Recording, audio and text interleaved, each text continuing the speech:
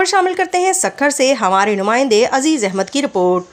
तफसीलात के मुताबिक सक्खर एयरपोर्ट थाने की मख्फी इत्तला पर कार्रवाई की 1 माह कबल शिकारपुर से अगवा होने वाले मगवी को बाहिफाजत बाजियाब करवा लिया गया। एयरपोर्ट थाने में मख्फी इत्तला पर गुलजार दमदमू पर कार्रवाई करके मगवी कामरान अली जमाली को बाजियाब करा लिया। SSP सक्खर ज़ुबैर नज़ीर अहमद शेख और उनकी टीम ने मिलकर कार्रवाई की। डाकू मगवी को एक जगह से दूसरी जगह मुंतकिल कर रहे थे।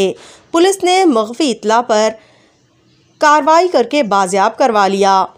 मगवी कामरान अली जमाली को 1 माह कबल शिकारपुर के इलाके नबी शाह वगन से मुसलह मुलजमान ने अगवा किया था। SSP सक्खर मगवी कामरान अली जमाली का ताल्लुक शिकारपुर से है। मगवी की बाजियाबी पर वुरसा ने SSP सक्खर का शुक्रिया अदा किया और नेक ख्वाहिशात का इजहार किया। रिपोर्टर अजीज़ अहमद सक्खर।